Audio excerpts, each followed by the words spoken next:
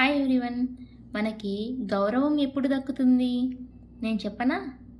Actually పెద్దవాళ్ళకైతే మనం మనలా ఉన్నప్పుడే దక్కాల్సిన గౌరవం మర్యాద అందుతాయి. ఎదుటి వాళ్ళలా ఉండాలనుకుంటే అస్సలు విలువే ఉండదు అని చెప్పవచ్చు. బట్ పిల్లలు ఎదుటి వాళ్ళలా ఉండకూడదు అంటే ఎలా అనే క్వశ్చన్ వేస్తారు. వాళ్ళకి ఇలా చెప్పండి. నందనవనంలో ఒక ఏనుగు ఉండేది. ఒకరోజు కాస్త ఎక్కువగా నడిచి చెట్టు నీడలో విశ్రాంతి తీసుకోవడానికి ఆగింది. తన శరీరాన్ని చూస్తే తనకే అసహ్యం వేస్తుంది. మిగతా జంతువులలా చలాకీగా పరిగెడుతూ ఆడుకుంటే ఎంత బాగుండో అనుకుని ఆ ఏనుగు తపస్సు చేసింది. కొన్ని గంటల తర్వాత దానికి ఆకాశంలో నుంచి నీకేం కావాలో కోరుకో అనే మాటలు వినిపించాయి. ఈ పెద్ద శరీరంతో చాలా ఇబ్బంది పడుతున్నాను, నన్ను చిన్నగా మారిస్తే చాలు అంది.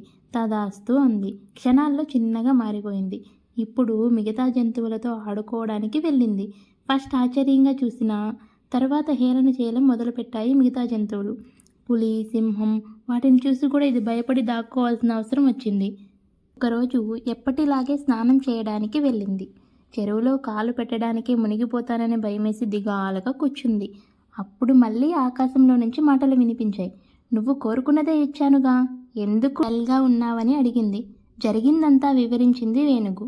ఇప్పటికైనా అర్థమైందా? నువ్వు నీలా ఉంటేనే నీకు అన్ని బెనిఫిట్స్, ఇతరుల్లా ఉంటే నీకు విలువే ఉండదు.